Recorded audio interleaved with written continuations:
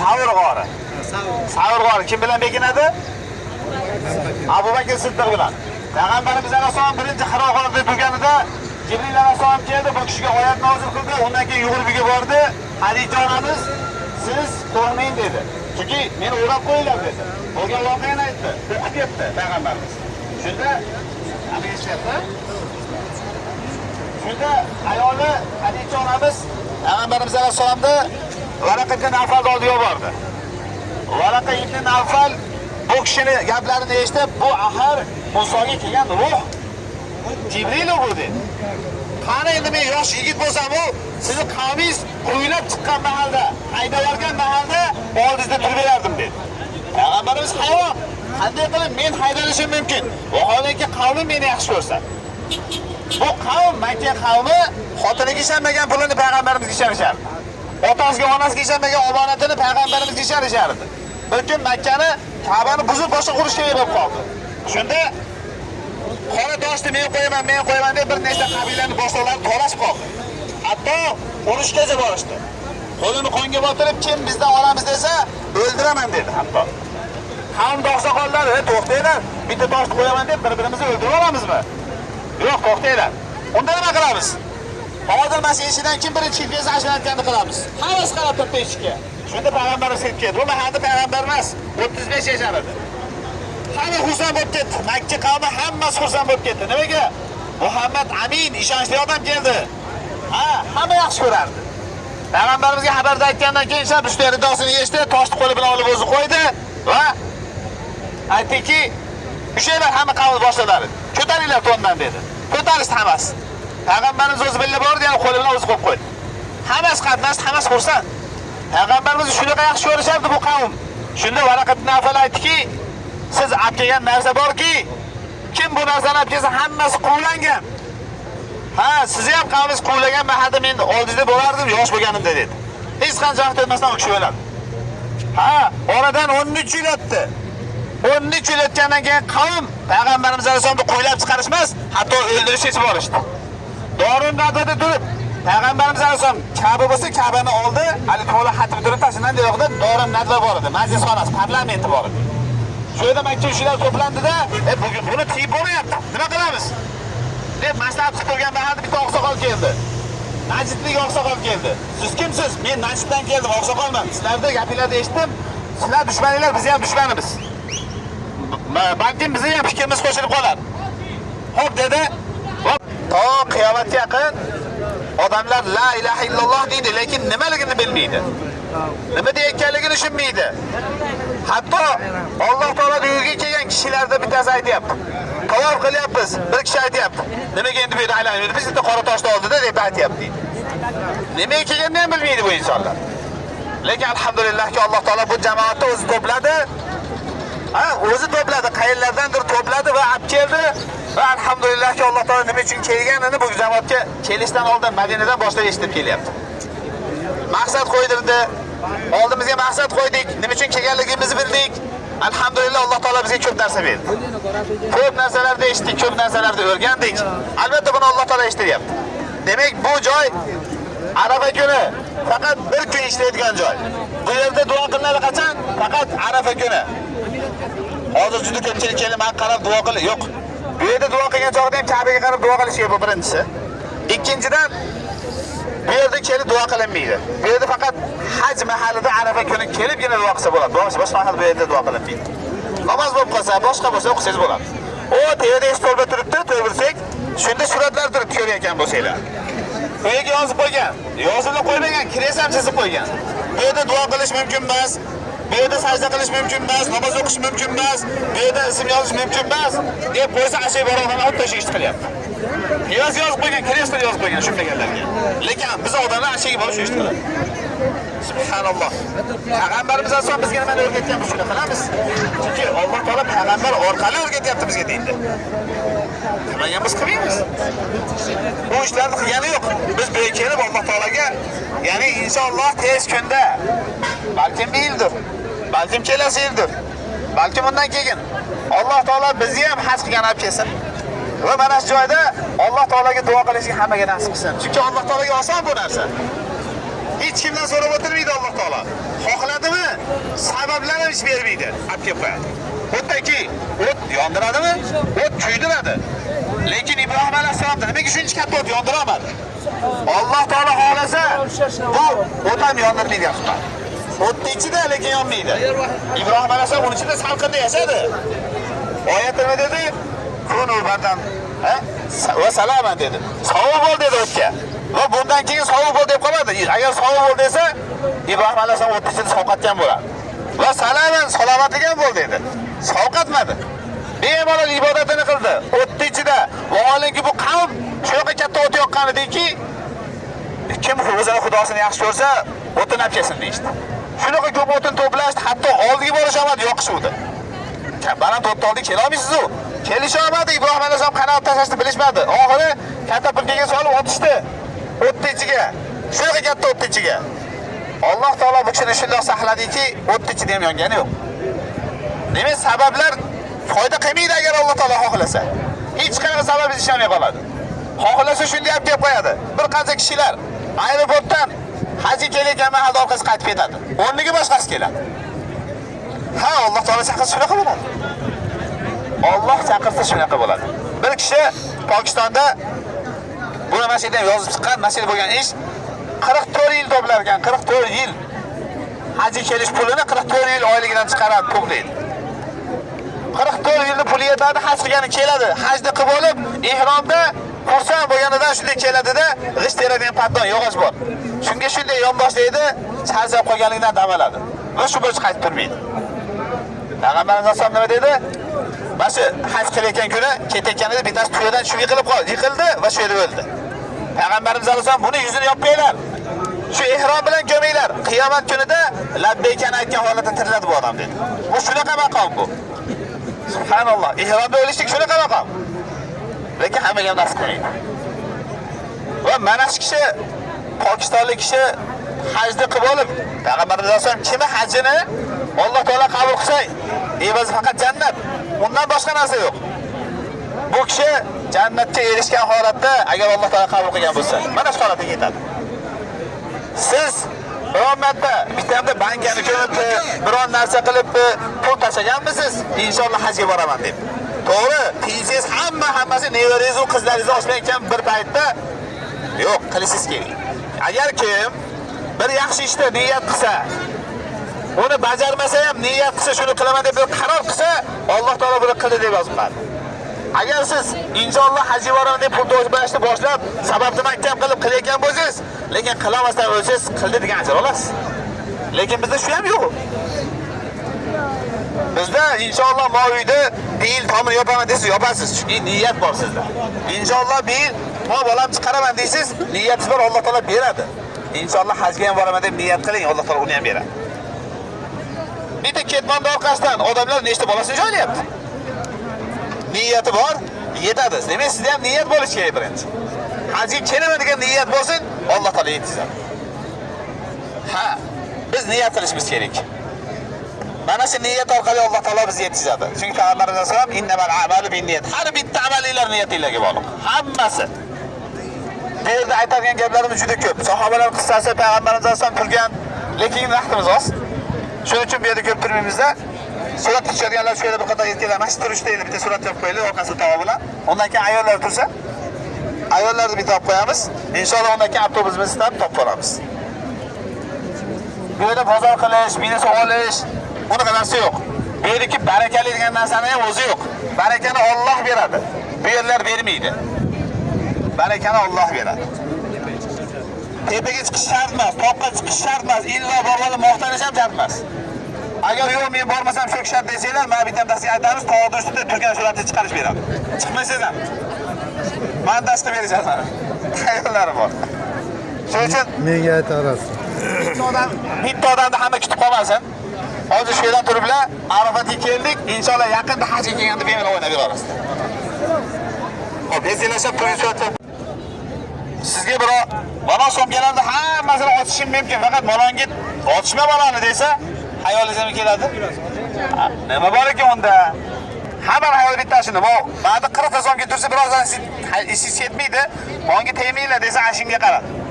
Ha, shayton shunaqa vasvas qiladi.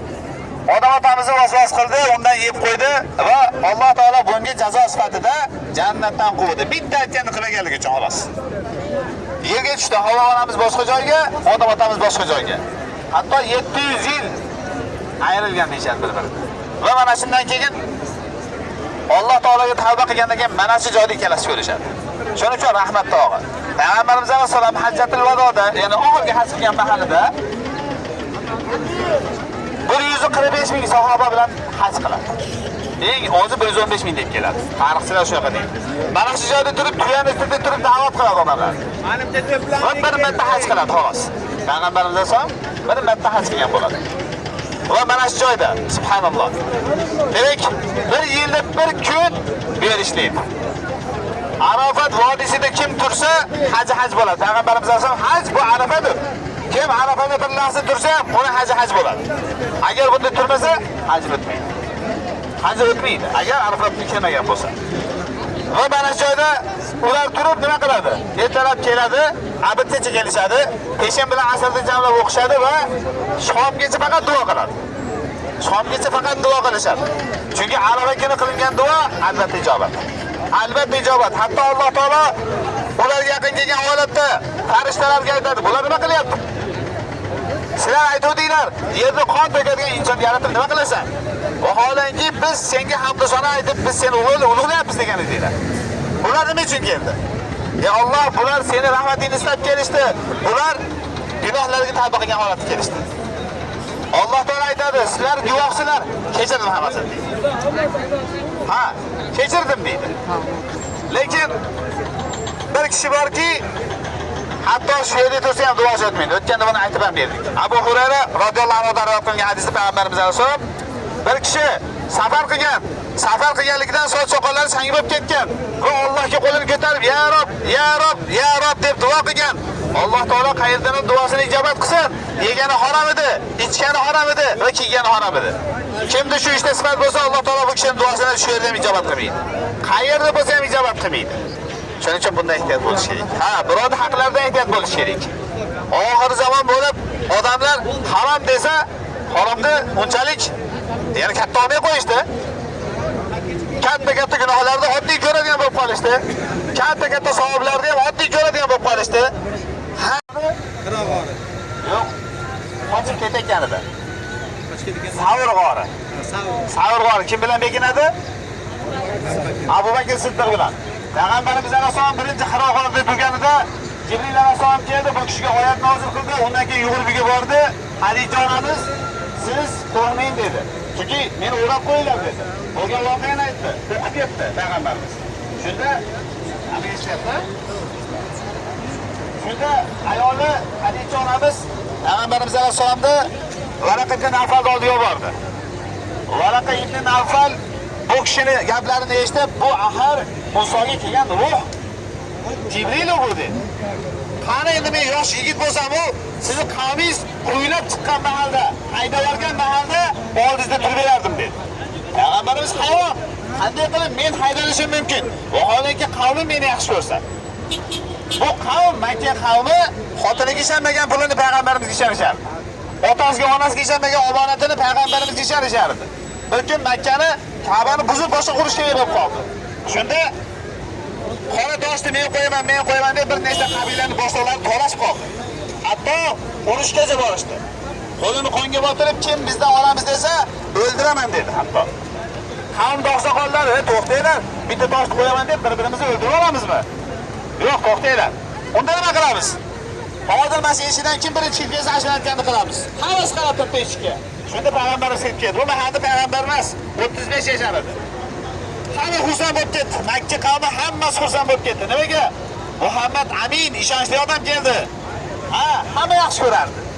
Payg'ambarimizga xabarda aytgandan keyin shab ushta ridosini yechdi, toshni qo'li bilan olib o'zi qo'ydi va aytdiki, "Ushaylar hamma qavm boshlalari, ko'taringlar to'ndan" dedi.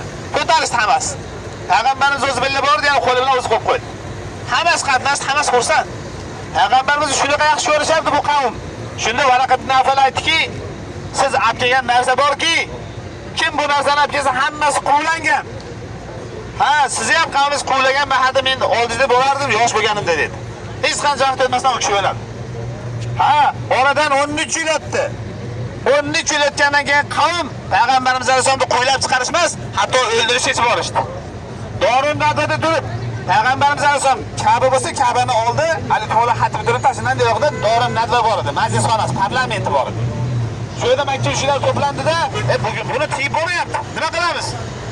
deb maslahat qilib turgan mahallada bitta oqsoqol keldi. Najidlik oqsoqol keldi. Siz kimsiz? Men Najiddan keldim, oqsoqolman. Sizlarni gapinglarni eshitdim. Sizlar dushmaninglar, biz ham dushmanimiz. Balkim bizning ham fikrimiz qo'shilib qolar. Xo'p dedi. Jonim qo'lida bo'lgan zotga qasamki, sizlarni olib chiqqan ochlik meni ham olib chiqdi. Payg'ambar Alloh taolo sevgan nabiysi och qolgan holatda ko'chaga chiqdi ovqat istab. Shunda yuringlar dedi. Billa bir sahobiy uyga borishdi. Borsa, uyda ayol kishi chiqadi, suv ketib deb tursa naridan keladi. Hali kishi aytadi, "Bugun menda qangi baxtli odam yo'q." Nimaga desa, "Bugun meni mehmonim Alloh taoloning rasuli va ikkita do'sti. Shunaqa baxtliman, yuringlar" dedi. Olib kirdi, 30 da xurmo shoxidan bittasini sildirib keldi. Ya'mi ho'l, ya'mi chola pishgan xurmoni olib keldi, qo'ydi. Ular yeyishdi. Nabis, ya'ni xurmoni suvga solib, bizda qoqini suvga solib qo'yadi-yu. Ular xurmoni solib qo'yadi suvga, nabis deyiladi, shuni olib keladi. Ichishadi. Pichoq ko'tarib kelgan xursand bo'lganidan uyda mehmoni Allohning rasuli. Sog'in bo'lgan narsani so'ymagin dedi. Chunki bitta qo'y 4-5 ta odamni bo'yayotgan mahal.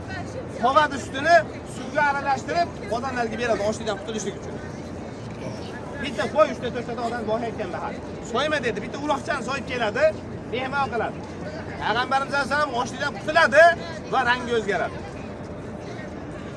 Rasululloh sizga nima bo'ldi deb sahobalar so'radi Abu Bakr bilan Umar ibn Hattob. Jonim qo'lida bo'lgan zotga qasam, ertaga Alloh taolo mana shularni ustidan bizdan so'raydi dedi. Nimani? Xattalab boshqagan. Alloh taoloning nurini sotishdan boshqa ishi bo'lmagan. Ha, odamlarni faqat jannatga chaqirayotgan kishilarni Alloh taolo bergan ozgina ne'matini yeb turib, ertaga bizdan so'raydi buni dedi. Bizdan so'ramasmi? Bizda hozirgi problema nima desa, bugun nima ovqat qiling? Dadangizdan so'rang. Dadasi, eringizdan so'rang. Bugun ham oshmi? Hatto yuzdagi tovuqlaringiz ham bugun ham oshmi deydigan darajaga keldi. Itlar ham yeydigan darajaga keldi. Ovqat shu darajada ko'pligidan oldin bir joyga mehmonga borsangiz, faqat osh yeysiz. Hozir osh, monti, somsa bir chekkadan kelyapti. Yana kamiga odamlar hammasi uryapti. Joy ham kattayib ketyapti. Shunaqa? Bu ne'matlar so'ramaslik Alloh taolo.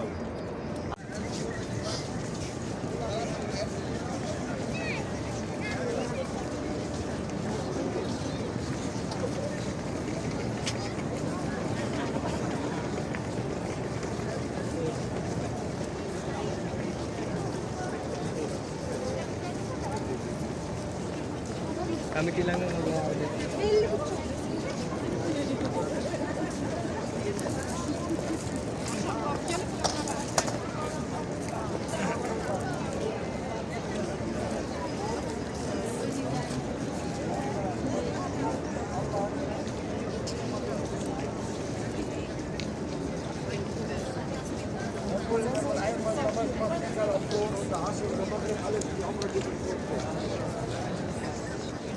بالجمال والله سبحان الله شنو هذا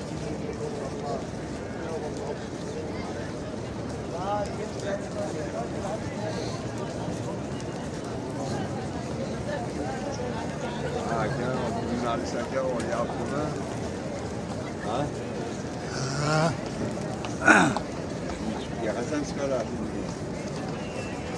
ya Xudo.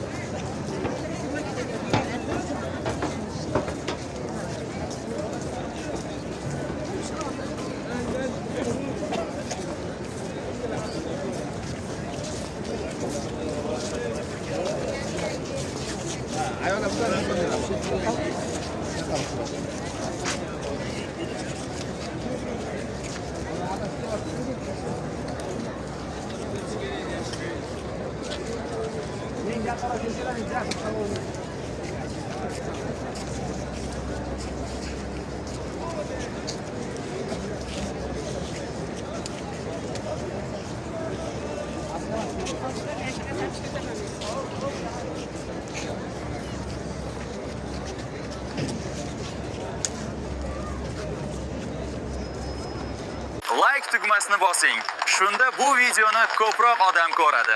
Obuna bo'lishni unutmang.